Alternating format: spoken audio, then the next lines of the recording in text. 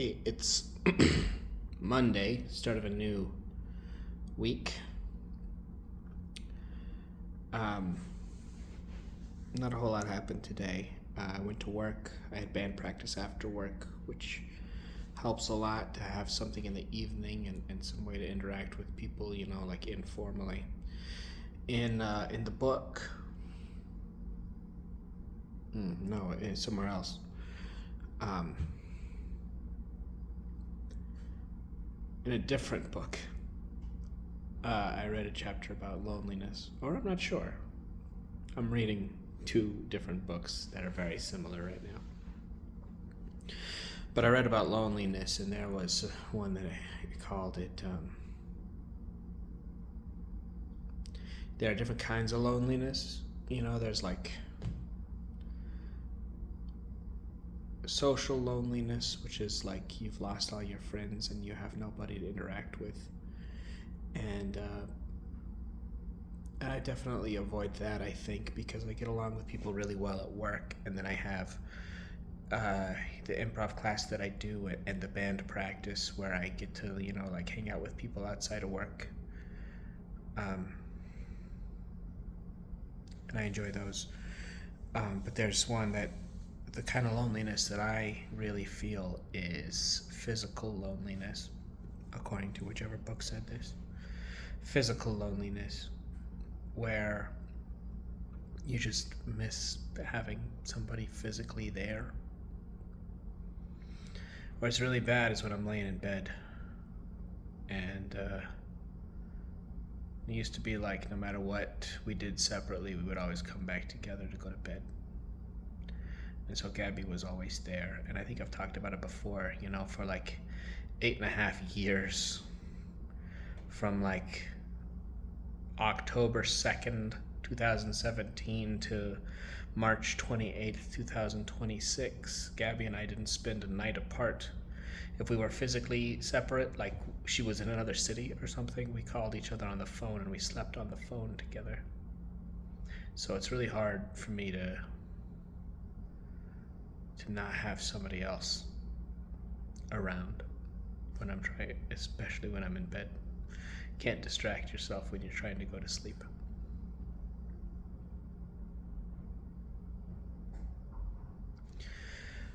But interacting with people as much as I can helps with that, which is good. I had a meeting with my counselor, Sara, today. Oh, let me get my notebook. I took some notes. I'm going to tell you about them.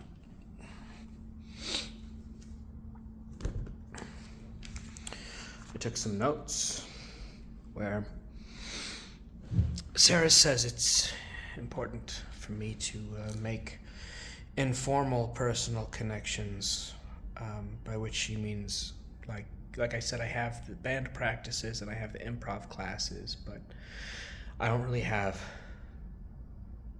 so much have friendships outside of them. Like if I was to drop out of the class or drop out of the band, would I still, hang out with these people?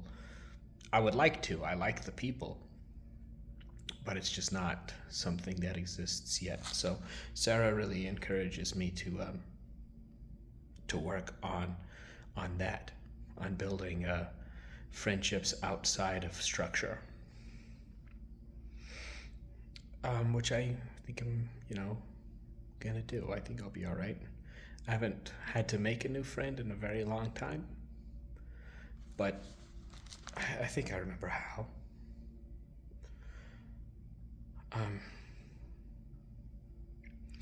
She also says that I need to advocate for myself. Sara is worried that because I still love Gabby very much, and because I've spent a lot of my time being very generous to Gabby, as in generous with myself, being there for her, making sure that her needs are met, things like that. And I'm not saying that like I was the guy and who did that and Gabby wasn't. Okay, we both did a lot of this. We were both very generous with one another, and it's one of the reasons why our relationship worked for as long as it did. Okay? but I in general don't really feel comfortable advocating for myself when other people have needs that aren't met. Does that make sense? Um, there's a quote, and I don't remember what it's from, but it's something like, "Why should I have two shirts when my brother has none?" And I believe in that very strongly. Um, right. So I just don't advocate for myself very much, and Sarah's a little worried that I'm not going to ask for things that I want, that I'm just gonna, give stuff away.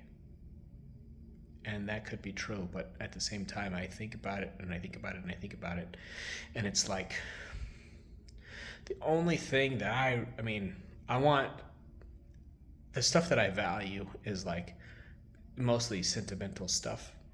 I value my musical instruments. I would like to have them, but if I don't, I have a keyboard, as kind of a crummy keyboard, but I've got one, and I've got a couple of guitars, and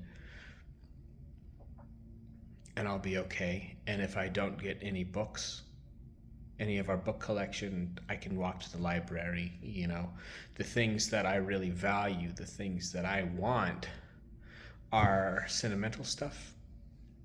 Things that Gabby made for me or gave me. We painted mugs for each other. We did it really early on in our relationship, and I love that mug.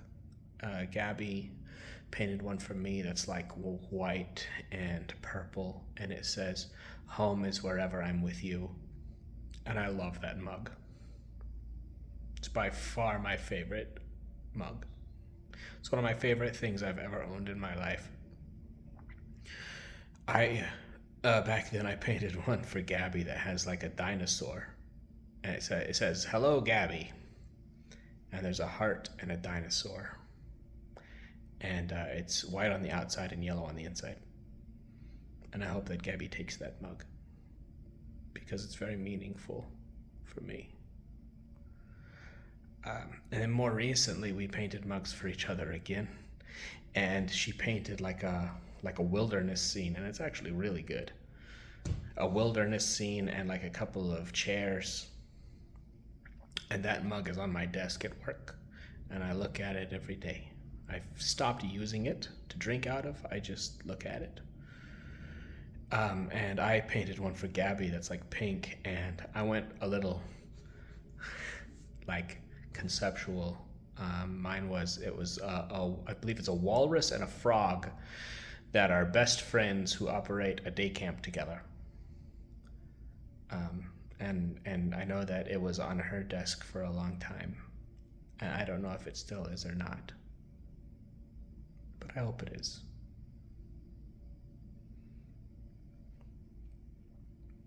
Right, but Sarah is worried that I'm not going to advocate for myself. For the most part, I want those things.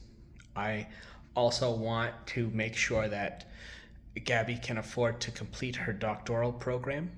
So I'm going to push for that. If that means me giving her money, 3 times a year to pay for classes, then that's what I want to do, because I want her to finish. So if I'm going to advocate for myself, these are the things that I'm going to advocate for. I can replace couches, I can replace books, I can replace clothes. These are the things that really matter to me. And then Sarah also says that I need to make sure that I take time to purge my emotions by journaling or other things, which I do, I think, in these videos. I used to write in a journal, but I think I like the videos better. I think I think I express myself more fully, and I don't feel tired while doing it or something. I don't know. I like the videos better. So that's what's going on. Okay, let me now continue mine and Gabby's story a little. if we have time. So where I left off, I think we were living at in an apartment on 45th Street, 45th and Western in Amarillo, and I was a substitute teacher, and Gabby was working, I believe, at the college already. And we'd had our first fight, and I went to the park and I smoked and I drank, and I came back smelling like smoke and being drunk.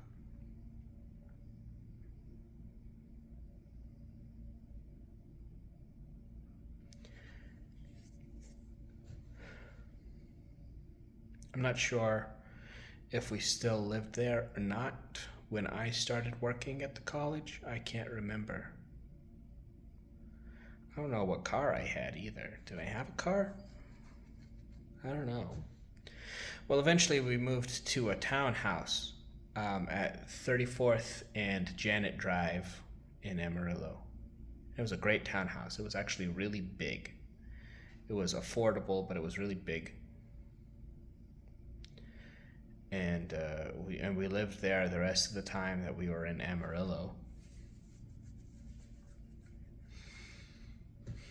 I'm not real sure what to tell you about it.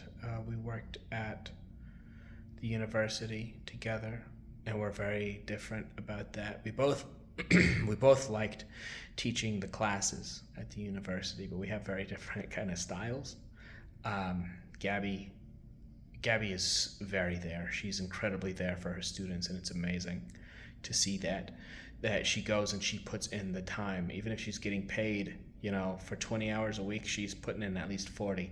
She is there on campus. She's making lesson plans and meeting with students and addressing everything. She's incredible. Whereas I am much more of the come up with a general idea for what I'm going to do and then wing it in front of the class type of teacher. Yeah, kind of, come up with an idea, have it, a general idea for what I'm going to do, and then kind of make it up as I go. Just write down a problem that shows what I want to show and then do it in front of them and tell them how I'm thinking about it as I do it. That's kind of more my style. Um, yeah, so we're super different. So even though we were living in the same place and working in the same place, Gabby would like get up and go to work in the morning, and I'd get up and stay at home for a while, and then go down and meet her at like lunchtime. It was really good, and we made friends, there that we had classes with and stuff. And one of our close friends, her name is Pew.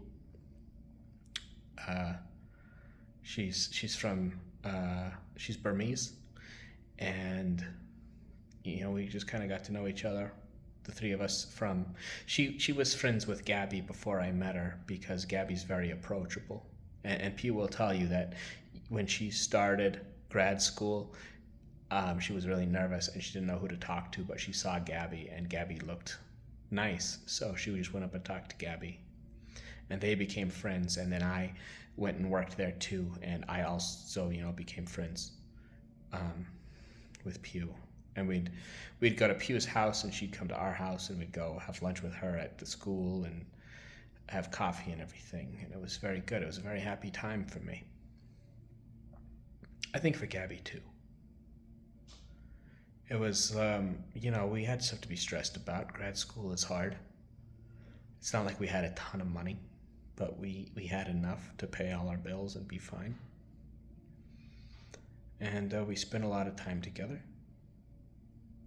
at home and at work and with friends. It was a very happy time. And in our townhouse, we had an office, but you could open the window to the office and you could climb out like onto the roof. And there were a few times when we'd like take a blanket out there and go sit on the roof, lay down on the roof together. I like that a lot.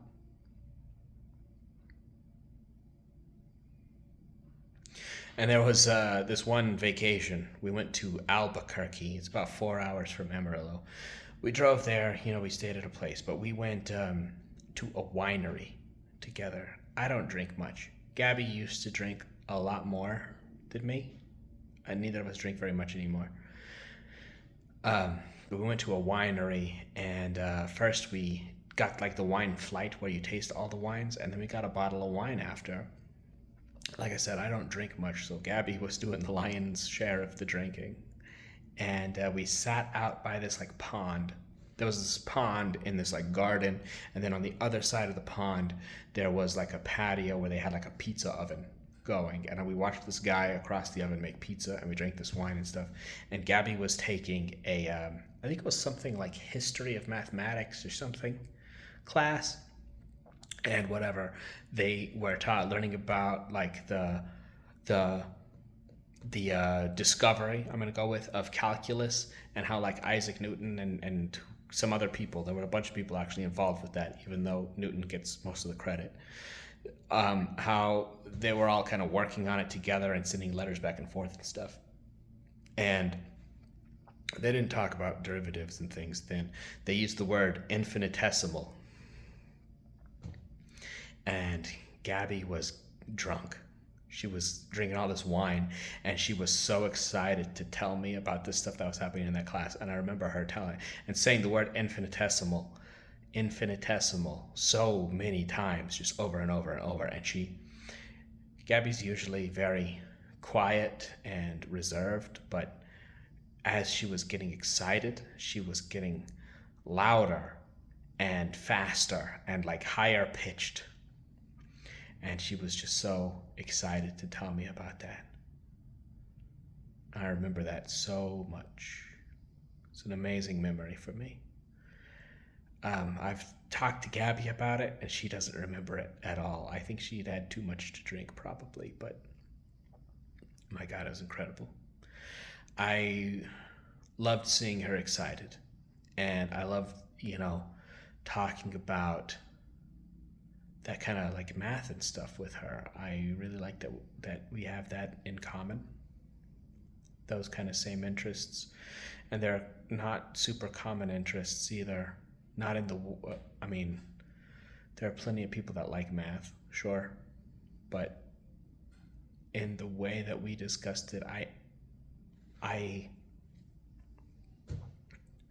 feel like that's like a niche within a niche,